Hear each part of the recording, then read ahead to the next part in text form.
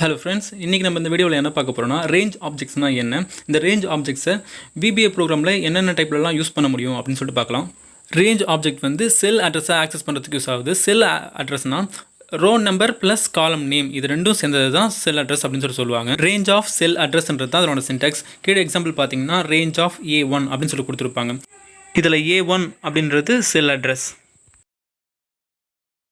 First type வந்து ரொம்ப simple. இதில் ஒரே ஒரு செல் ஆக்சஸ் பண்ணுறதுக்கு மட்டும் ரேஞ்ச் ஆஃப் ஆப்ஜெக்ட் யூஸ் பண்ணியிருக்காங்க.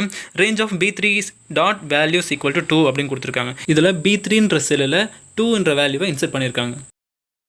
இது வரைக்கும் நம்ம வந்து சிங்கிள் செல்லில் வந்து ஆக்சஸ் பண்ணியிருக்கோம் ரேஞ்ச் ஆஃப் ஆப்ஜெக்டை வச்சு. இப்போ வந்து என்ன பண்ணணும்னா மோர் தென் ஒன் செல்லில் ரேஞ்ச் ஆஃப் ஆப்ஜெக்டை வச்சு எப்படி ஆக்சஸ் பண்ணுறதுன்னு பார்க்கலாம். இங்கே செல் அட்ரஸில் A1:A4 அப்படின்னு சொல்லி கொடுத்துருக்காங்க. இதுக்கு என்ன அர்த்தம்னா செல் A1லேருந்து A4 வரைக்கும் வேல்யூ 5ன்னு இன்சர்ட் பண்ணணும் அப்படின்னு சொல்லிட்டு அர்த்தம். நெக்ஸ்ட் நம்ம மல்டிபிள் செல்ஸ் வித் மல்டிபிள் ரேஞ்சை எப்படி ரேஞ்ச் ஆப்ஜெக்ட்ஸில் யூஸ் பண்ணுறதுன்னு பார்க்கலாம். இந்த டைப்பில் வந்து 3 ரேஞ்ச் கொடுத்துருக்காங்க. A1 to A2, B3 to B4, C3 to C4 அப்படின்னு சொல்லிட்டு 3 ரேஞ்ச் கொடுத்துருக்காங்க. செல் A1லேருந்து A2 வரைக்கும், B3லேருந்து B4 வரைக்கும், C3லேருந்து C4 வரைக்கும் இருக்கிற செல்லில் 10 அப்படின்ற ஒரு வேல்யூவை இன்சர்ட் பண்ணணும் அப்படின்னு சொல்லியிருக்காங்க. இந்த மெத்தடை வச்சு தான் மல்டிபிள் செல்ஸை மல்டிபிள் ரேஞ்சில் ஆக்சஸ் பண்ண முடியும் அப்படின்னு சொல்லியிருக்காங்க. நெக்ஸ்ட் நாம் செல்ஸ் ஆஃப் ஃபங்க்ஷனை எப்படி ரேஞ்சுக்குள்ளே யூஸ் பண்ண முடியும்னு பார்க்கலாம்.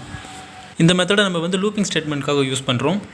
இங்கே ரேஞ்ச் ஆஃப் ஃபங்க்ஷனுக்குள்ளே செல்ஸ் ஆஃப் 1,1 செல்ஸ் ஆஃப் 4,1 கொடுத்துருக்காங்க. இதில் 1,1ன்றது ஃபஸ்ட் ரோவும் ஃபஸ்ட்டு காலமும் மெர்ஜ் ஆகிற செல்லையும், 4,1ன்றது ஃபோர்த் ரோவும் ஃபஸ்ட்டு காலமும் மெர்ஜ் ஆகிற செல்லையும் சொல்கிறாங்க. ரேஞ்ச் ஆஃப் A1 to A4ன்றதை எக்ஸ்பேண்ட் பண்ணி செல்ஸ் ஆஃப் 1,1 செல்ஸ் ஆஃப் 4,1 அப்படின்னு சொல்லிட்டு எழுதியிருக்கோம். செல்ஸ் ஆஃப் மெத்தட் லூப்பிங் ஸ்டேட்மெண்ட்டை யூஸ் பண்ணுவாங்க. ஏன்னா ரெண்டுமே இன்டிஜராக கிடைக்கும், ரோ அண்ட் காலம் வேல்யூ. நார்மலாக A1 A4னு போடும்போது அதில் ஒரு கேரக்டர் ஒரு இன்டிஜர் இருக்கிறதுனால அதை லூப்பிங் பண்ண முடியாது. இப்போ நம்ம ஒரு வேரியபிளை ரேஞ்சாக எப்படி டிக்ளேர் பண்ணுறதுன்னு பார்க்கலாம். டிம் எக்ஸாம்பிள் ஆஸ் ரேஞ்ச் அப்படின்னு சொல்லிட்டு ஃபஸ்ட் லைன் கொடுத்துருக்காங்க. இதில் டிம்ன்றது வந்து கீவேர்ட், எக்ஸாம்பிள் அப்படின்றது வந்து ஒரு variable name, as also a keyword, range அப்படின்றது data type. Set example equal to range of A1 to C4. எக்ஸாம்பிள்ன்ற ஒரு வேரியபிளில் செல் A1லேருந்து C4 வரைக்கும் ஸ்டோர் பண்ணுறோம். Example dot values equal to 8னு கொடுத்தா செலக்ட் பண்ண எல்லா செல்லையும் 8ன்ற வேல்யூ இன்சர்ட் ஆகும். இப்போ சேம் எக்ஸாம்பிளே எடுத்துப்போம். டிம் எக்ஸாம்பிள் ஆஸ் ரேஞ்சுன்னு சொல்லிட்டு ஒரு ரேஞ்ச் வேரியபிள் கிரியேட் பண்ணியாச்சு. இப்போ இந்த ரேஞ்ச் வேரியபிள்குள்ளே A1லேருந்து C4 வரைக்கும் இருக்கிற எல்லா செல்லையுமே அந்த எக்ஸாம்பிள்ன்ற வேரியபிளில் ஸ்டோர் பண்ணுறோம். இப்போ தேர்ட் லைன் பார்த்தீங்கன்னா எக்ஸாம்பிள் டாட் செலக்ட் அப்படின்னு கொடுத்துருக்கோம். இப்போ எக்ஸாம்பிள் டாட் செலக்ட்னா என்ன அர்த்தம்னா எக்ஸாம்பிள்குள்ளே என்னென்ன செல்லெல்லாம் ஸ்டோர் பண்ணியிருக்கோமோ அந்த செல்லெல்லாம் செலக்ட் ஆகும். நம்ம A1 to C4 வரைக்கும் கொடுத்துருக்கோம். ஸோ A1 to C4 வரைக்கும் செலக்ட் ஆகிருக்கு. எக்ஸாம்பிள் டாட் செலக்ட்னு கொடுத்தோம். ஸோ அதனால் எக்ஸாம்பிளில் ஸ்டோர் ஆகிக்கிற எல்லா வேரியபிளும் செலக்ட் ஆச்சு. இப்போ என்ன பண்ணுறோம்னா example dot row of 3 dot இருக்கும். ஸோ தேர்ட் ரோ வந்து செலக்ட் ஆகும். இதுவே 2னு கொடுத்தா செகண்ட் ரோ செலக்ட் ஆகும், 1னு கொடுத்தா ஃபஸ்ட் ரோ செலக்ட் ஆகும். சேம் மெத்தட் தான் காலம் ஆஃப்க்கும்.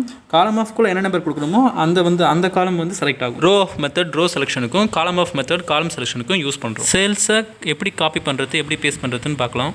இந்த எக்ஸாம்பிளில் range of A1 to A2 அப்படின்ற ஒரு செல்ஸை டாட் செலக்ட்ன்ற ஒரு மெத்தட் வச்சு செலக்ட் பண்ணிக்கிறோம். செகண்ட் வந்து செலெக்ஷன் டாட் காப்பி அப்படின்ற ஒரு மெத்தட் வச்சு காப்பி பண்ணுறோம். இப்போ A1 and A2 செல் வந்து காப்பி ஆகிடும். நெக்ஸ்ட் லைனில் திரும்பவும் ரேஞ்ச் ஆஃப் C3 டாட் செலக்ட்னு சொல்லிட்டு C3ன்ற ஒரு செல்லை செலக்ட் பண்ணுறோம். First range of A1 and A2வை காப்பி பண்ணுறதுக்காக செலக்ட் பண்ணோம். இப்போ ரேஞ்ச் ஆஃப் C3யை வந்து பேஸ்ட் பண்ணுறதுக்காக செலக்ட் பண்ணியிருக்கோம். லாஸ்ட் லைனில் நம்ம வந்து ஆக்டிவ் ஷீட் டாட் பேஸ்ட் அப்படின்னு கொடுத்துருக்கோம். இந்த டாட் பேஸ்ட்ன்ற ஒரு மெத்தட் என்ன பண்ணோம், லாஸ்ட்டாக நம்ம செலக்ட் பண்ண செல் C3 இருக்குதுல்ல அதை தான் ஆக்டிவ் ஷீட் அப்படின்னு சொல்கிறாங்க.